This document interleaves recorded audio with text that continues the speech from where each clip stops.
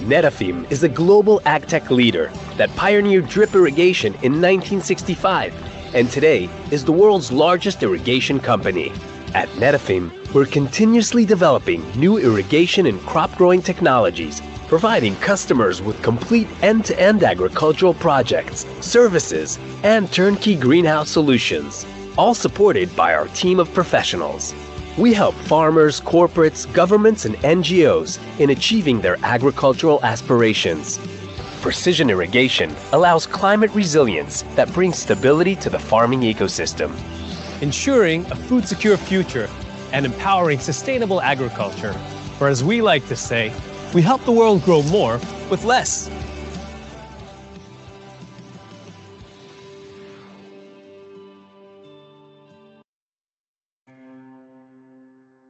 We are SQM, a global mining company operating in northern Chile, present in industries that are strategic for human development. We are also leaders in the production and commercialization of specialty plant nutrients, such as potassium nitrate, the preferred source of potassium and nitrogen for plants. With our commercial brands, we provide our customers specially designed products, including Ultrasol, a full array of water-soluble nutritional formulas that offer an integrated solution in fertigation. Crop, a line of nutrition solutions specifically designed for soil application, with a broad range of specialized formulas and unique mixtures that are highly accurate and rapidly absorbed. Speedful, a line of fast-acting solutions for foliar application that quickly corrects and prevents nutritional deficiencies, thereby assuring unrivaled crop quality. SQM's expertise has a solid foundation. The SQM agronomic teams collaborate with growers to conduct ongoing comprehensive research and extensive field studies driven by innovation. Through more than a decade of this research, we discovered that plants also require iodine. Today, for our diverse markets, we offer innovative solutions in specialty plant nutrition based on potassium nitrate that are chloride-free, soluble, and quickly absorbed. SQM, Solutions for Human Progress.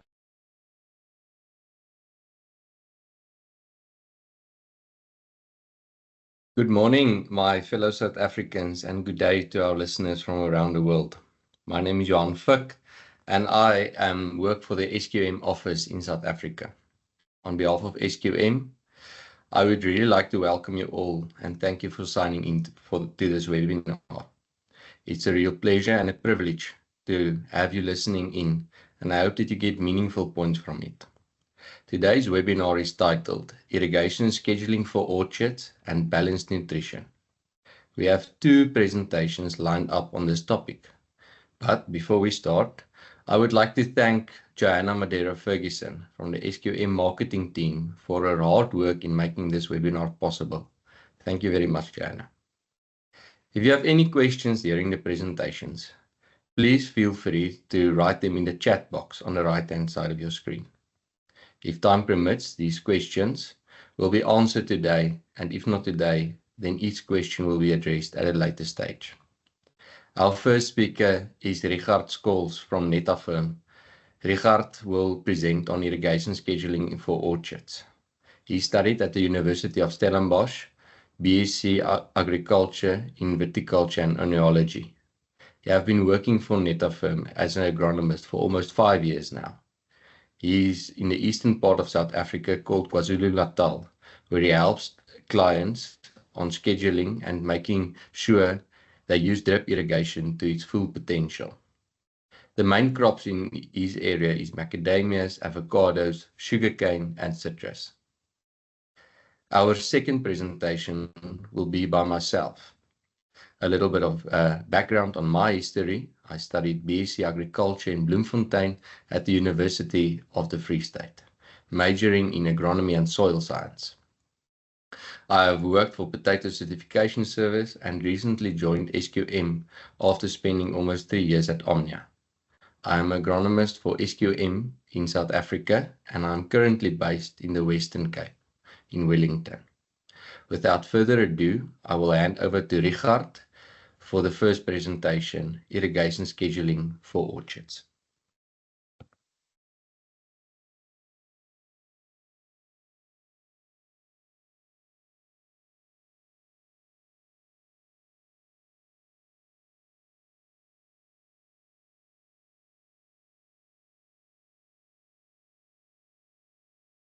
Thank you, Richardt. We can see your presentation. Thank you, Johan. Morning, everyone. Let me just minimize here. Okay, thank you. Yes, thank you that I can present to you guys today and share a bit of my knowledge, what I experienced in the field on scheduling. And I hope that you'll take something back home today.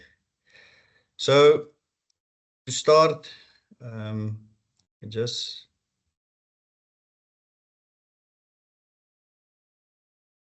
I'll talk a bit about what is scheduling. So talk a bit about scheduling, a bit of theory behind it. I'll show you some calculations and then some examples.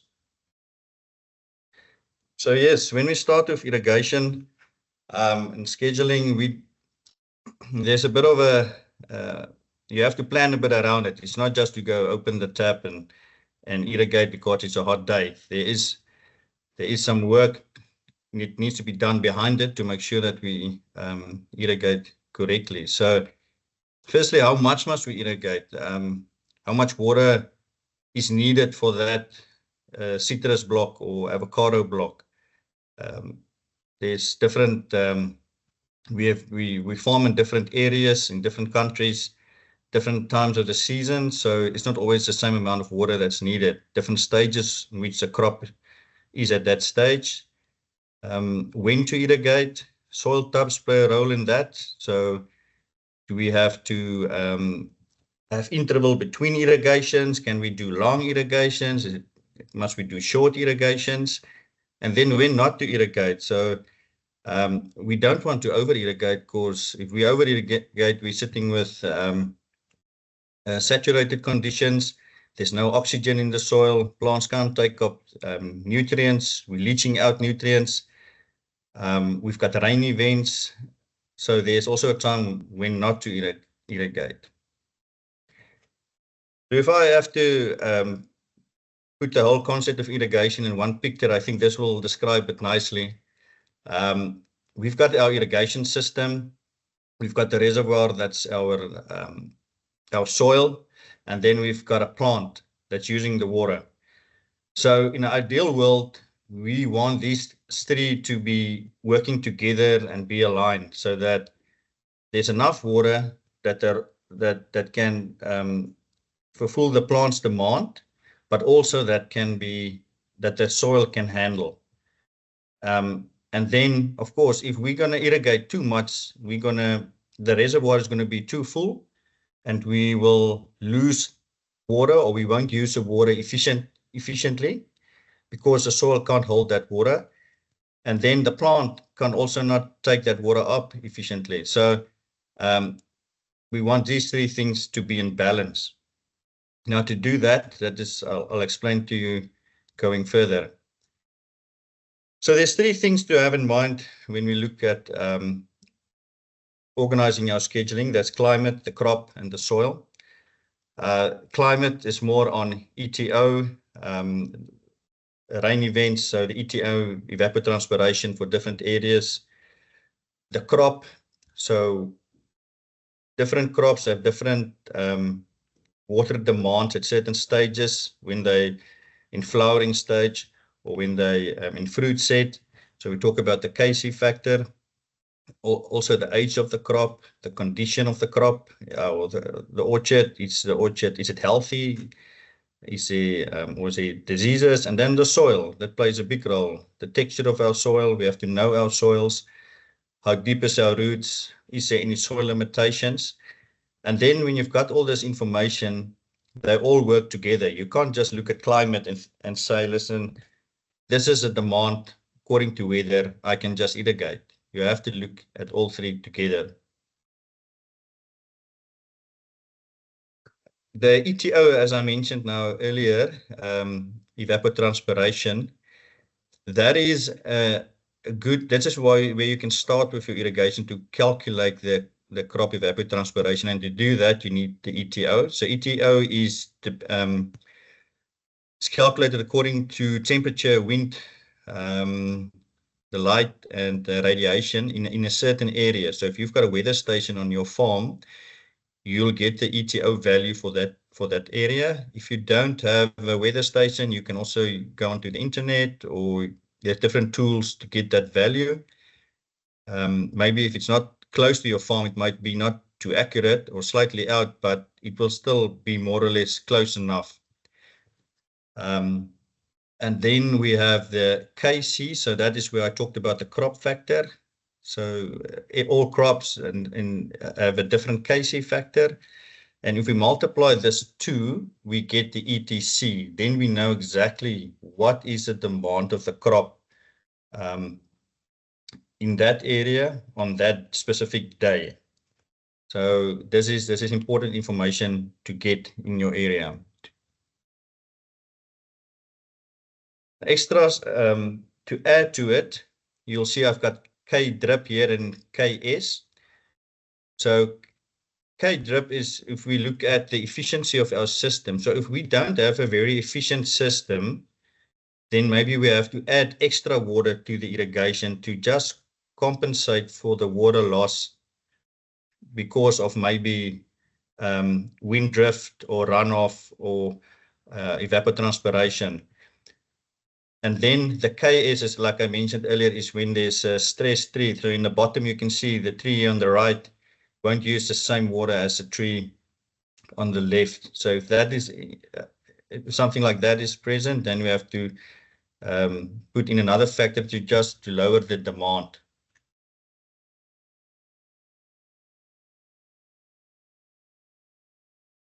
The KC factor that I said that we multiply with the ETO to get our crop evapotranspiration. So this is just an example of, for instance, avocados. We have the different stages of the crop, the flower, bud break, flowering to fruit set, fruit growth and harvest. And here at the bottom, we can see the KC is the highest here when it's fruit set and fruit growth. So there's going to be a higher demand of water at those stages. You can't irrigate the same amount of water as you irrigated in the floral bud break stage. The plant is going to demand more water. Then, so evapotranspiration, that is loss of water from the surface of the ground. And then also you get interception from the leaves. Here on the picture on the left is this is now a pivot just to show for water that you have to compensate for. If you say you're putting down 3 millimeters, but you have a bit of wind drift or you have droplet evaporation, you should actually put maybe 3.15 millimeters down. So we talk about efficiency on micros, and pivot irrigation is around that 85%, where your drip irrigation is 95%. So with drip, you can be more accurate to the amount of water that you put down. All right, so that was all about climate. Now we're moving to the soil. A lot of you have seen these pictures. So the different soil textures, we've got clay soil like on the left that there's more movement of the water. Your sandy soil, the water is moving more deeper down the profile. So we have to be aware of these characteristics of our soil. And then the water holding capacity. So the clay soil will hold much more water for a longer time than a sandy soil. Of course, a sandy soil will, if you put the same amount of water that you put for the clay soil, it will move down the profile like in this picture here. So it won't be able to hold as much water. So we can't irrigate the two soils the same. In this picture, it shows us that if we have two drippers, both are 2 liter an hour drippers. So this soil on the right is heavier, more clay soil, and the soil on the left is our sandier soil. Now look, if we irrigate for 60 minutes, for instance, where the soil is, where the water is at 60 minutes, and look at the clay soil where the water is at 60 minutes. So we can't irrigate them the same way. If we irrigate the sandy soil like the clay soil, we will have like 24 hours irrigation. In this case, the water will run off or will go past the root zone where there's not as much demand of water, where here it's still sufficient in a root zone area. Maybe we're looking now here at 60 centimeters. In this case, we have two different drippers. So we have a 1 liter an hour dripper and we have an 8 liter an hour dripper. So again, same soil type, but now the farmer have different emitters in the field. So how will the soil react? The lower flow dripper give you more sideways movement and spreading of the water in the soil, where with the 8 liter an hour, the water is again moving too fast, infiltration rate is too high, and it's going deeper down the profile. So you will have to get a strategy to make sure that this 8 liter an hour is irrigated in a way that you don't irrigate it so deep, so you have to bring your hours down. This is also another, just for illustration purpose. On our left, we have a sandy profile. You remember that slide of the triangle that I mentioned, water holding capacity. Now this soil can only hold so much water in this reservoir, but this heavy soil can take 8 times more water than that sandy profile. So, and the water is still efficient in this profile. It doesn't run, or it doesn't wash out, and it doesn't go to the surface because the tank can hold the amount of water. If we over irrigate this heavier soil, the water will all go to the surface or it will go down deeper. And the same with the sandy profile, it will go through the profile and creating saturated conditions. So the two profiles, the sand and clay, we can't irrigate them the same.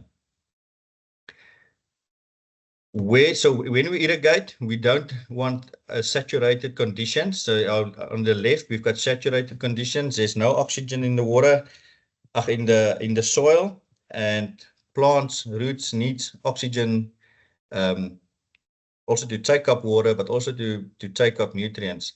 We want to be at field capacity. Field capacity is when all water that's been lost after gravitation, and then the water that the soil can hold after that runoff of gravitation, that is our field capacity water. So there's then enough air and oxygen in the profile. But if we dry the soil out too much, we get to the permanent wilting point. They're still moist, but the force that the roots must use to take up that water won't be enough, because the soil will hold that water too tight. So we must remember the soil is negatively charged and the water positive. So there is a fine line where we have to be between this field capacity and permanent wilting point. Again, the same picture. Saturation, no air is present, undesirable conditions on the left. Field capacity, water left in the soil after gravitational, water loss. So that's where we want to be. And then we don't want to get to this permanent wilting point where the plant will go under stress. Now we talked about field capacity. So as I said, we want to be at field capacity. That's the water that's left in the soil after the water lost after gravitational losses. But then we've got the wilting point at the bottom. The area between that is our total available water. This is what is available for the plant that it can take. The roots can take it up. Above field capacity and below wilting point, the plant is not able to take up water. This is the ideal area to take up water. And as I said, remember the sandy soil have bigger pore size than clay, so it holds less water, where our clay soil we have smaller pores, so the water can be held a bit stronger in the profile, so it can hold much more water for longer. Now that available water that we talked about here, when we irrigate, we want to be we talk about the readily available water or allowable depletion. We don't want to dry out the soil too far. We want to leave it in this readily available water, because then we know we're not going into a risk of the plant going into that stress phase of under irrigating. And also for in case we fall behind with irrigation or something happened to the system, that we know we're always in the safe zone for the irrigation.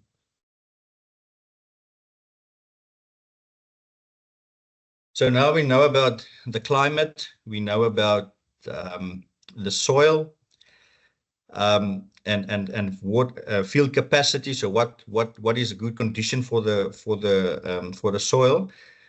But when we have irrigation system, we also need to understand how much water are we putting down.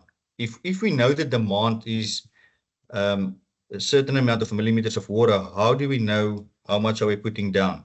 So this is a bit of a busy picture, but I'll just run through it now. So imagine this is now a full orchard, fully grown trees. I just made the tree smaller in the middle just for illustration purpose. But this tree area is 24 square meters. The spacing is 8 by 3. Now the drippers, the emitter spacing is 1 meter. The dripper flow is 1 liter. So the tree area is 24 square meters.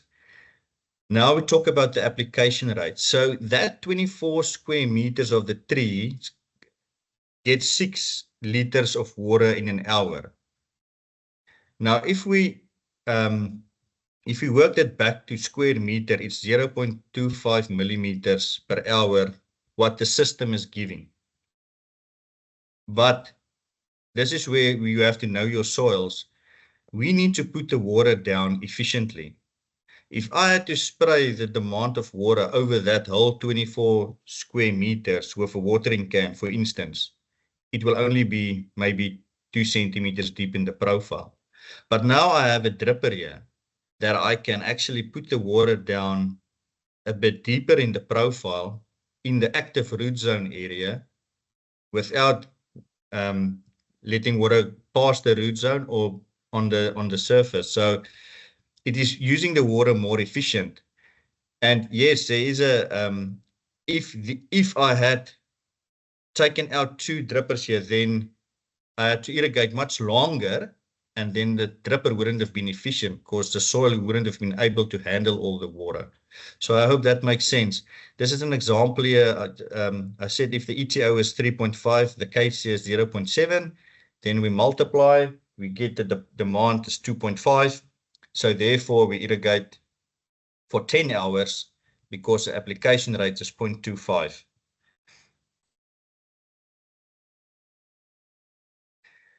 Now, if you want to go a bit more into detail, that reservoir that I talked about earlier, that if you remember that first picture, we can actually calculate the size of the reservoir. So in this case, I've got the water holding capacity. I've got my root depth where 80% of my feeder roots is. I've got the amount of extraction. So we talked about that readily available water. We say we extract 30%. And I know what the area is that my dripper is spreading in the soil. So we talk about the pot size. Remember, for trees, we're not irrigating the same as for vegetables. Vegetables, we do a strip wetting. But in trees, the pots don't have to touch each other because the water is being transferred via the roots. In this case, this reservoir size is 5 millimeters, so it can handle 5 millimeters of water. And if our application rate is 0.25, like in your previous example, I can irrigate for 20 hours. It will take me 20 hours with that system to fill that reservoir.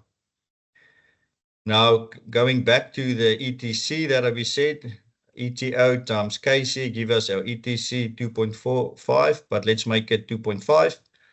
So I can irrigate actually every second day.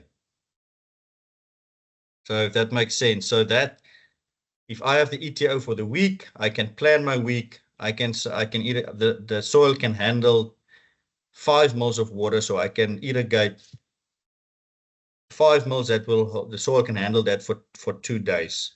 After day 3, you have to fill it up again. So right, if you forgot what we spoke about now, this is the most important thing to do. If you want real answers, go make a profile pit in the soil. We can do all the theoretical information, we can strive for the ideal, but at the end of the day, we have to go dig in the soil to see what is going on. An example of a farmer that were just irrigating, but wasn't aware that, am I over irrigating or not? Is the soil handling the water correctly? And then you can open up the profile and then you see about all the water sitting at the bottom. So it's over irrigating. On the left, this is an avocado orchard. There the soil was too dry. So you have to go and see, look in the soil to get a nice picture of what's going on. In this case, for instance, if we go to this block, we opened up the profile, we knew where the drippers was, we checked the roots, we checked where the most of the roots is, so we know the drippers, how wide the drippers is spreading. Are we irrigating too deep? Because in avocados, you don't want to over irrigate with the risk of Phytophthora. So we want to make sure that we keep the irrigation in that active root zone, that is that top zone. So that's important. So on the left, I want to show that, remember the drip irrigation, the drippers move in different, react to the soil differently. So with a heavier soil, it will move wider than in a lighter soil. So it's important to be aware of that. This is a picture of a macadamia orchard. So we've got our drippers here. I think they're 1 meter apart. And these guys are keeping the moist exactly at the right level, very intense farming. And these, like you said, these spots, they don't you don't want them to overlap, because if they overlap there, then you have a bit of over irrigation. Normally where your dripper is, you will always have it will be a bit more wet. So there won't be a lot of roots. But in this case, because the irrigation is so spot on, their roots is still close to the emitter. And this is your active root zone where there's always a lot of roots. Just more pictures. Another picture of an avocado orchard. It's a bit dry, but we just had to make sure what's going on deeper in the soil. Do we have, is there maybe wet conditions or not, that we can see, are we on the right track? So I talked a lot about, I've mentioned a few times, active root zone and buffer zone. So this top section, I would say your 30 to 50 centimeters. This is where most of your active roots are. So most of your water is being taken up in that zone. Your buffer zone at the bottom don't have as much roots, but it's still important that they do get irrigated. They will use the water much slower, so it's pointless to irrigate long irrigations to go past the root zone, because then you're creating a saturated zone deeper down, because the roots is not taking the water up at the same, let's say, speed than your active root zone. Yeah, and this is just important for looking at drip irrigation. I mentioned in the beginning about oxygen. Oxygen is very vital in plants, because if the roots take up the oxygen, it needs that to release the energy in the plant to take up nutrients. But if we look at this picture from a drip, let's say it looks like an onion. Remember, as a plant is using the water, the pot, what we call it, will shrink, and as you irrigate, it will expand again. So we're trying to make sure that we always have enough oxygen, but the pot is crimping and then it's expanding again. And this is important, especially when you do your probe installations in the field, that don't put your probe right onto the wet zone like here where there's not a lot of oxygen, because your probe will always show wet. You always want to keep your probe slightly away from your emitter, that you get the correct picture of your soil. So just tools for scheduling. Auger is a very handy tool. Important to go auger in the field. Your probes. Yes, a lot of farmers rely on probes. It makes life easier. But it's always good to take an auger or do a profile pit and just go check, is my probe, what my probe is saying and what I see in the field is making sense. Because if you can feel the soil. If you've got the soil in your hand and you press it a few times and it's got a shiny appearance, or there's literally water coming out, then it's already the indication that you're over irrigating. So there's a lot of tools. You can get ETO, like I said, on the internet. You can put up a plan, a weekly plan for your blocks, and then also you can follow your probes. So almost done. If we have to summarize everything, all the stages here. So from the start we get our ETO value, climate. We know the stages of our crop. Is it a healthy tree? Is it does it cover the full area? We understand how much we want, how much water we need to deplete out of the profile. We don't want the soil to be too wet, and we don't want it to be too dry. We want it to be ideal conditions for the plant. We want to know our soil. We want to know our system. Is it a drip system? How efficient is it? Are we making pots, or are we strip wetting? Is the emitters overlapping? Yeah, and then end of the day, what will be great if you can put a plan together.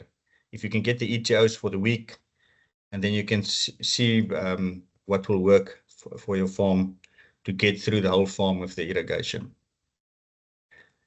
In summary, determine crop demand for the day or for the week. Evaluate your soil. Know where the root zone is, where the buffer zone is. Texture, water holding capacity important. Sand versus clay, different irrigation, ways of irrigating the soils. Understand your application rate. So how much millimeter of water am I putting down per square meter per hour or per hectare? And then plan irrigation for the week to be efficient, and use tools to guide you. Know when to irrigate, know which zone to irrigate, and know when not to irrigate. Thank you very much. Thank you, Richardt. Yeah, that was a very, very good presentation. I think we have a lot to overlap at the end of the day in our different approaches on the farm. And I think, in my opinion, South African farmers, they tend to over irrigate a bit because they don't see the water in a drip bore. That's my take on it, but we can discuss it after my presentation. Thank you very much for a very good presentation, Richardt. My pleasure. Can you see my presentation, Richardt?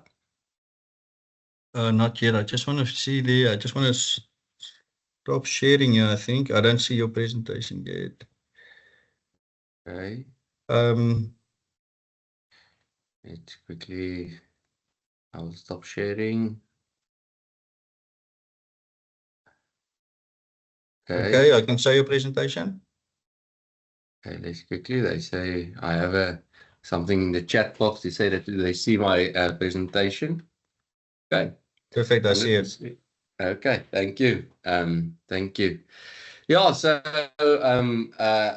I will do the second part. It will just be on balanced nutrition. I think that is something that we as SQM are drivers for, balanced nutrition on a farm and in your fertigation and in the various practices that you have on your farm actually. So first of all, I will just give a little bit of a background on SQM. So SQM is a Chilean company in South America. Our potassium nitrate comes from the Atacama Desert. We have two plants there. First of all, there is the Salar, where we predominantly get our potassium chloride from, as well as some of our lithium. But that is not a topic of discussion today. And we have the caliche ore, where we get our sodium nitrate from, as well as our iodine. And because then we take the sodium nitrate and we react it with the potassium chloride to get our potassium nitrate. Our potassium nitrate comes in a pearled form or granular form, which somebody describes it as, and our crystalline form, our water-soluble range as well. In South Africa, we are a supplier of potassium nitrate and not a distributor.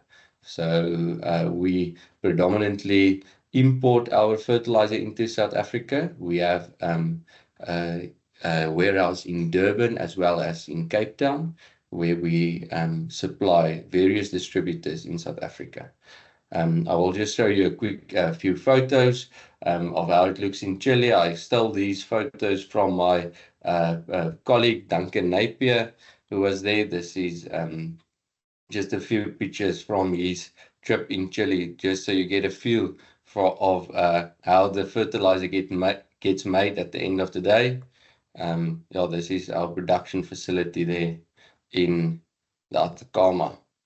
So yeah, the concept of balanced nutrition.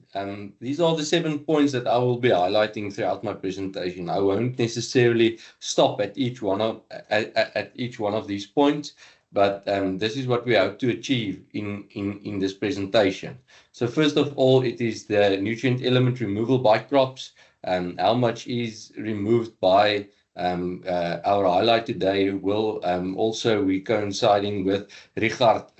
We will also talk a bit about orchards and citrus in particular, the electrochemical potential of the roots, how is it determined, how is it balanced at the end of the day, the ideal nutrient solution model by Steiner. We will quickly touch on that as well.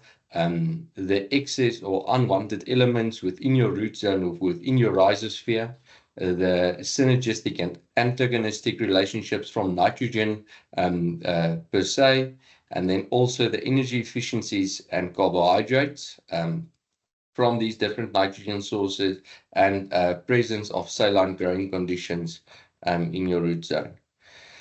So let's quickly look at what a crop needs for production. So for a crop for its normal life cycle to complete, it needs to produce sugars and proteins from water, carbon dioxide, sunlight, and the plant also needs other mineral nutrients. So if you take, actually it can be broken down into water, light, and carbon. Then we have our 3 macro elements, nitrogen, phosphorus, and potassium. And then our more secondary elements that we refer them to as calcium, magnesium, and sulfur. And then our micronutrients that we also see there listed. There is also a few listed on there now by the International Fertilizer Association as 19 essential nutrients for improving and protecting plant health. And you can see there's a few beneficial elements also on there. Iodine is on there, which SQM have done a lot of work on, but that we have touched on that in previous webinars, and maybe we will do that in the future as well. So yeah, let's move on. Let's quickly look at the ideal ratio. This is the Steiner's model, and we will look at different anions and cations in this solution. So this model was developed to balance actually the anions and cations. And I firstly just want to point out this is in milliequivalents per liter. So we can see there that there is 60% of nitrate actually used, 35%, and I'm saying again, this is in milliequivalents per liter of potassium, and this is actually the ratio in which elements are used, and we can also already see the unwanted anions and cations that is seen here. So sodium, which is a monovalent cation, and it will and also ammonia, which can disrupt the essentials of calcium, potassium, and magnesium. And on our unwanted anion side, we have chloride, which can disrupt the uptake of our phosphorus in orthophosphate, and nitrate, and also our sulfur there. So let's quickly look at our nitrogen sources. So nitrate is the preferred form for nitrogen for plants. There's no conversion before uptake. It's readily available. It's easily taken up by the roots, whereas ammonia, when it is present in the root zone, a plant can take up ammonia. We'll come to that in the next slide. But there is some conversion that needs to take place to nitrate, and then nitrite, and then nitrate before it gets taken up by the plant, and that requires microbial activity, nitrification to take place. There's also some volatilization in free ammonia that can take place. So yeah, leaching can also occur when too much irrigation is applied, as Richardt also pointed out now, in the nitrate form. Okay, now nitrate is used to produce amino acids in the leaf, whereas ammonia is only used in the root. We will touch on this a bit later as well.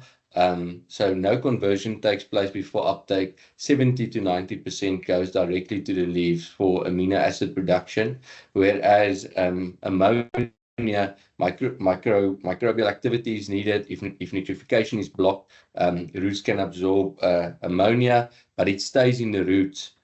Sugars have to be transported to the roots to enable amino acid production. And yeah, we would again see this is energy inefficient for the plant. A plant can use protons or hydrogen atoms to maintain the electron neutrality. So the same amount of positive as negative ions is needed to take up to balance, and this can have a increase or a decrease in your rhizosphere pH. The absorption of nitrate can increase the pH in the substrate by the uptake of hydrogen atoms in the root zone, and then the absorption of ammonia can acidify the substrate by the release of hydrogen atoms in the root zone. So yeah, at 20 to 30% of ammonia in the nutrient solution, you have a risk of ammonium toxicity. So what happens when ammonium toxicity takes place? The xylem collapses, you get root damage, and also restricted water uptake when there's too much ammonia present in your root zone. Nitrate will not stay in the roots but goes to the leaves and directly available for amino acid production, as we see. And ammonium toxicity occurs when a high amount of ammonium is present in the soil solution, and sugar metabolism in the roots is blocked. Yeah. Let's quickly look at the if at 20 to 30% ammonium in the nutrient solution, the risk of ammonium toxicity and the competition for sugars, temperature, sensitivity. So at a high rhizosphere temperature, it will actually also become toxic to the roots, and your risk of ammonium toxicity is a lot higher. So energy and sugar supply in the roots can be limited by the competition between roots, the shoots and the fruits, low or high temperature and low photosynthesis that takes place. Yeah, the metabolism of ammonia requires high energy and the accumulation of toxic free ammonia when metabolism is disrupted. We will now get to cation competition, which I think is a huge culprit in fertilization at the end of the day. So the absorption of nitrate can increase the uptake of other cations. So it actually facilitates the uptake of certain cations, which we will see in the next pictogram. And while the ammonia, which is also a monovalent cation, at the end of the day, can block the uptake of essential cations. And just to highlight again, the cations at the end of the day, the calcium, the magnesium, and the potassium, these are hugely essential cations when it comes to fruit quality, when it comes to shelf life, when it comes to internal quality of all export fruits at the end of the day. And we can see here the anion of the nitrate actually promotes the uptake to keep the electrochemical balance in the rhizosphere the same. So to maintain electron neutrality, plants will absorb actually also less chlorine when absorbing nitrate from the solution. So the absorption of nitrate, which is an anion, can block the uptake such as chloride at the end of the day. We also have a little pictogram here, and we can see that the high nitrate supply in the nutrient solution lowers the chloride uptake. So yeah, if you are we are working with chloride sensitive crops at the end of the day, to have this ammonia as a synergy with the uptake. So the more ammonia you have present, it will actually facilitate the uptake of chloride into your plant a bit more. So yeah, better uptake by the cations, and is recommended with nitrate, potassium, magnesium, and calcium in a nutrient solution. Let's quickly look at the concept of well-balanced nutrition. This is where we see the extraction of each plant, or we're looking at citrus here in particular. Just also make a note of it. This is in pounds per metric ton of fresh fruit. We could see that orange, mandarin, lemon, and grapefruit, that potassium is the most used element in a metric ton of fresh fruit, and then after that it is nitrate or what we could and then after that it is calcium is our second one. The concept of well-balanced nutrition will apply at each phenological stage. We're looking at pre-bloom, full bloom, post-bloom or fruit set, fruit growth, fruit enlargement until color change, and then full coloring. That is the stages that we will actually break up these fertilization into. So timing again is important. When is my plant extracting these nutrients? At what time of the year? When is it most needed? When must we apply what? And we could see that our potassium starts peaking after bloom set until almost or just after maturity, drops down. Phosphorus is required throughout the season a little bit, as well as calcium, where we know it's very important as well. So to supply that to the tree, we have a lot of fertilizers available to us, and fertilizers are actually, they are made out of a compound. So as we can see, the charge and the amount is required, and both are important. So we have potassium nitrate, which is made of potassium and nitrate, potassium sulfate. It's self-explanatory at the end of the day.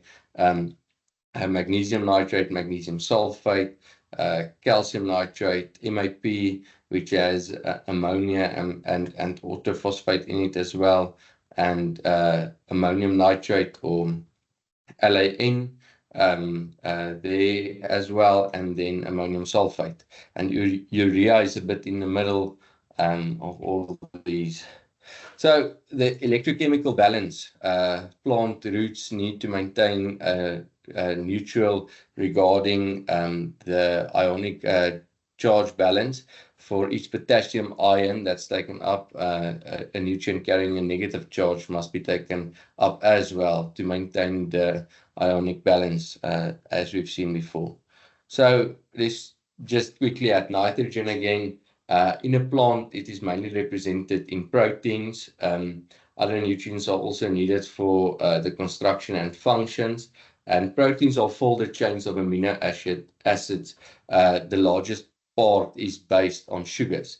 So amino acids can bind sulfur, but only 2 out of 20 different amino acids in the plant have sulfur. So there's an average ratio of 12 to 1 N to S that we see there. So now we're going to look at the nitrogen to potassium ratio. So by definition, the ratio between nitrogen and potassium according to phenological stages during our crop cycle that we've discussed a bit earlier. So there's vegetative growth, the filling of reserves and organs, tubers, bulbs, rhizomes, the development of reproductive organs or inflorescence, the translocation of photoassimilators or sugars, and then the maturation and post-harvest fruit quality that we can divide these into. I see that my slides are a bit just shuffled around, so the nitrogen to potassium ratio according to the phenological stages, we would want a 1-to-1 ratio during vegetative growth, a 1 to 1.5 during bud break and fruit formation, and then when fruit enlargement takes place, we want a 1-to-2 ratio. Just go one slide back. This I will quickly see where is my laser pointer. Can't find it now. But I would just discuss these quickly. So TDS, the total soluble solids content, includes the carbohydrates, organic acid, proteins, fats, and minerals. It represents from 10 to 20% of the fruit's fresh weight and increases as the fruit matures. And we can see that on the top left-hand side, potassium nitrate is really the best when it comes to the TDS. Even that was just in a 1% spray that we saw there in Egypt.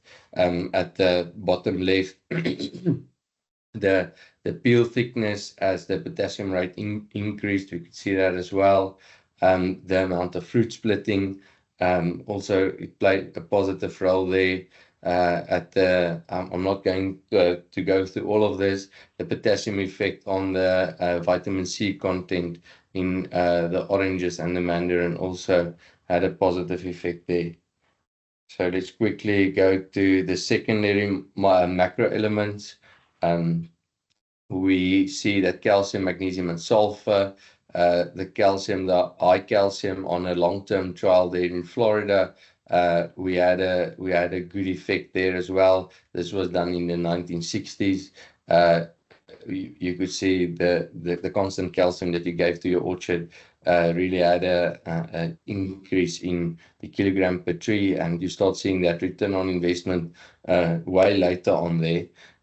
We would quickly look here at the bottom here in magnesium and yield on novel oranges in Egypt.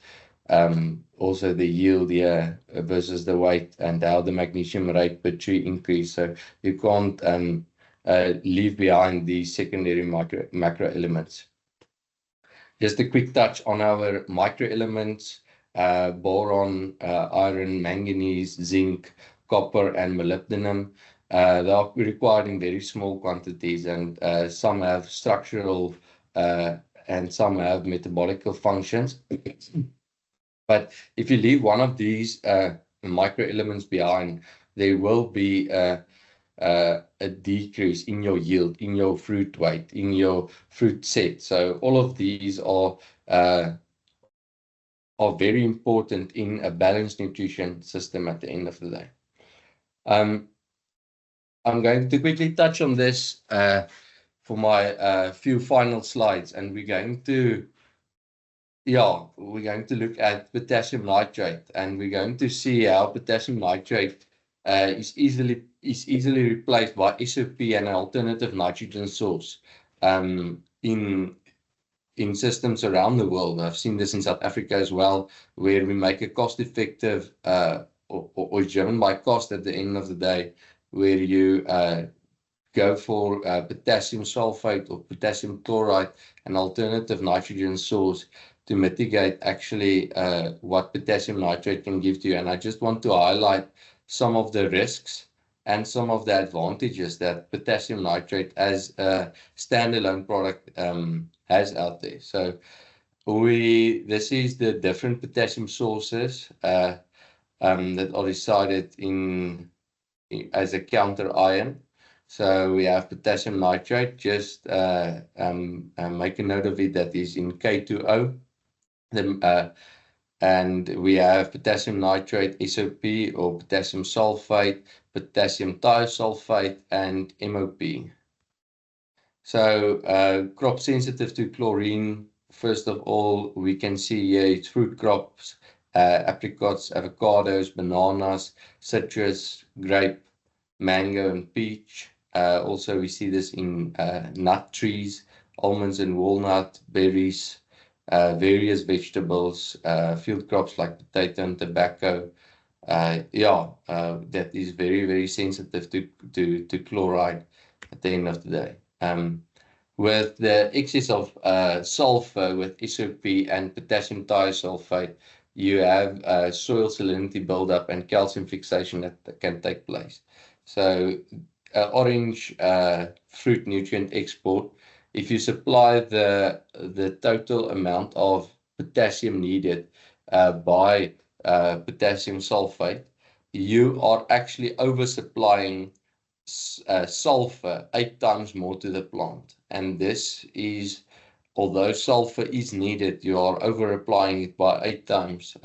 This is detrimental to a lot of, you can have uptake issues as well, inefficiencies, and you can also get salinity buildup and calcium fixation that can take place. If you apply the potassium requirement only by potassium thiosulfate, you will be over applying sulfur by 17 times what the crop actually needs. So this is quite interesting. By mitigating a cost-effective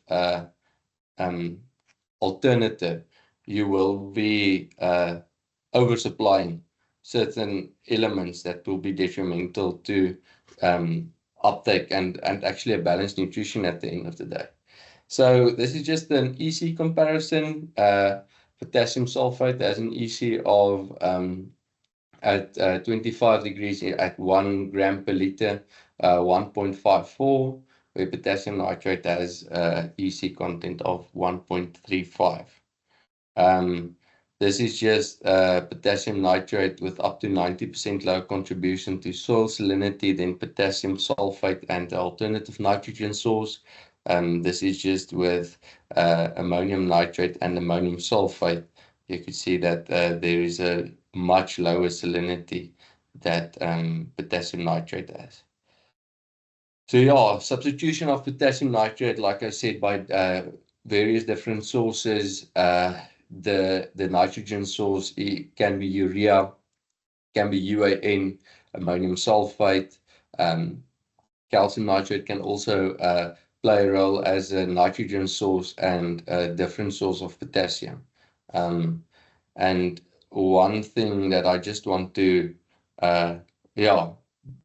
just bring to light actually is also the another advantage of potassium nitrate is not actually also just that you get is the most essential element to your crop in the form of potassium. You get a better, more effective source of nitrogen at the end of the day in the nitrate form, and you actually also it's quite soluble at the end of the day, very easy to work with, and the mixability is also quite good in both of your tanks.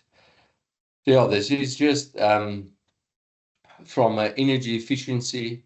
Yeah, I just want your attention here. So the difference between the nitrate uptake and the ammonia uptake. So the reduction of nitrate to nitrite and to ammonia is predominantly taking place in the leaves of the plant.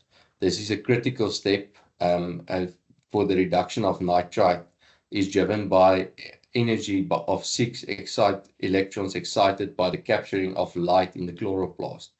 The ammonia is then incorporated into organic compounds, and this process is also using energy derived from photosystem 2 in the chloroplast.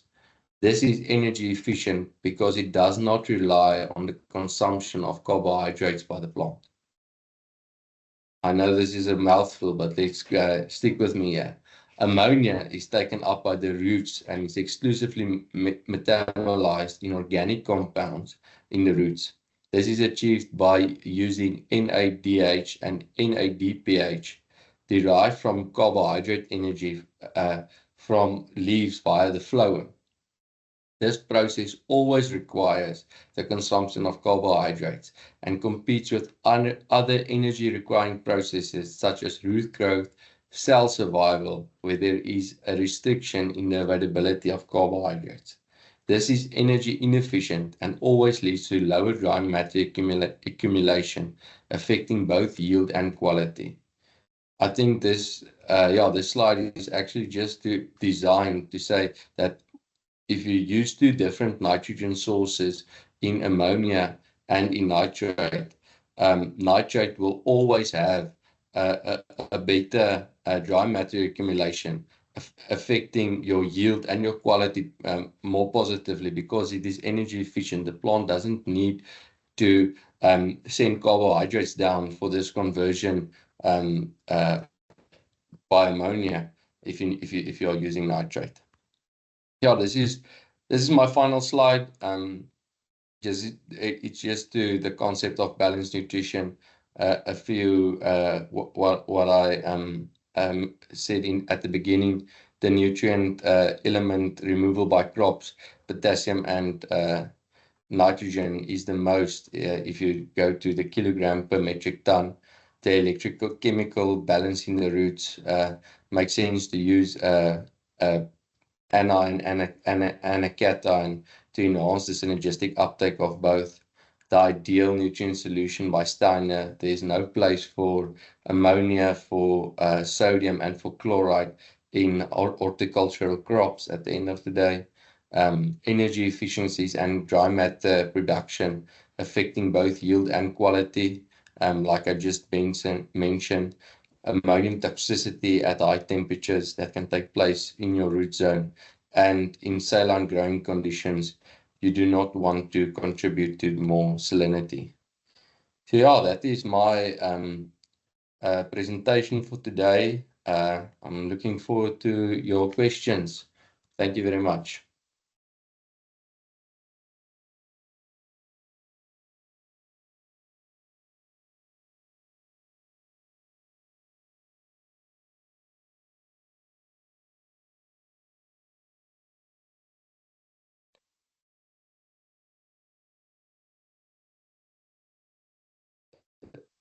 Richardt, I actually have a question for you. What do you see as the biggest threat in your area from an irrigation scheduling perspective? Do you also see farmers over irrigating? Do you see from a Netafim agronomist, what do you see as the most limiting factor in orchard management in South Africa? Is it not? Is it people not knowing their soils? Is it people not knowing their systems? Not what a dripper can do? Yeah, how do you see, what is your biggest thing that you struggle with on a day-to-day basis from a production with production in mind? Yeah, Johan, what I see is, look, I always say farmers don't know what they don't know. So we, like for instance, ETO, the values Yes. of that. Sometimes farmers are not aware that there is a certain amount of water in an area at a certain day. So just that theoretical bit of information does it make the farmers think now about irrigation. So I can't just go and irrigate. There is a certain amount of water that needs to be put down. And what I also noticed here is because we're in a summer rainfall area, and it's a lot of rain, we assume, and when we go into winter, farmers assume that maybe it's winter time now, the demand is not going to be that high for water. But for instance, this year we had quite a dry winter, and there is still a demand for like an avocado tree or a citrus tree that still needs water in that season. And although it's not a lot, but it adds up, and unnoticeably you see your plant is stressing and you're affecting your yield, what you're going to get. So yeah, and then the other thing is what I also see is farmers rely a lot on the probes, so they will not, they'll phone me and say the probe is showing dry, but we are irrigating. But then they don't go open the profile and see what's going on, or the probe hasn't been working. So technology is good to use, but any automation you have to go check. Yes, if you've got a big farm, I know you can't get it. It's difficult to get around everywhere, but it's always good to just have a look. And what we see in the field a lot is mostly over irrigation. We rather tell a farmer to rather under irrigate, because your roots recover much easier on a dry profile versus on a over irrigated profile. To get Netafim involved, Richardt, was it was a brainchild of mine, because I saw farmers over irrigating, and we get a lot of inefficiency from our fertilizer application at the end of the day. We get leaching, we get no oxygen, like you said, in the root zone as well. And there's not enough efficiency for our fertilizer to do their job because of over irrigation at the end of the day. And one of my ex-colleagues, he always said, before you start your water pump, you must first use the soil drill in that block and actually see what the block is telling you. And that leads to my next question.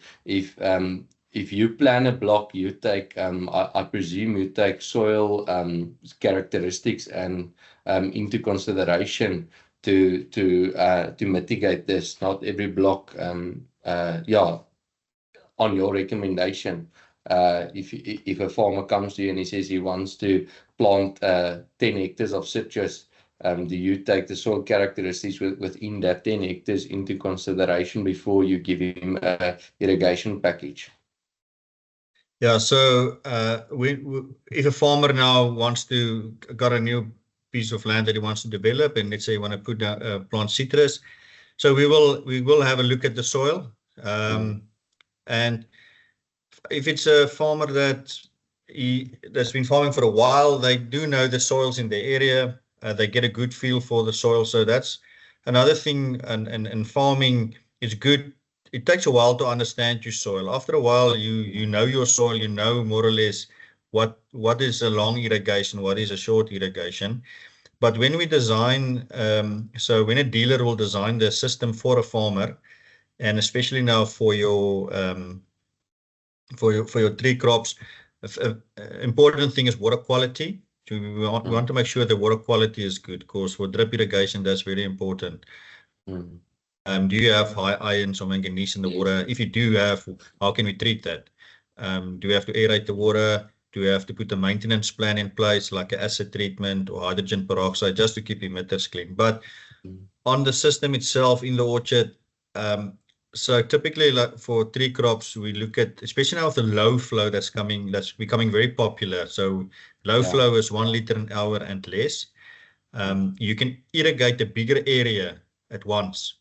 Okay. So especially in South Africa with load shedding or let's say something happened to your system and you need to catch up with irrigation, you can catch up very quick the whole farm.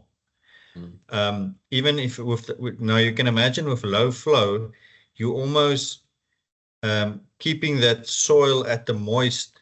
The plant is using water and you're supplying water, and there's like almost like a balance there, but it's still a bit out, but it is still there. You can still over irrigate, but you have to still keep that in mind.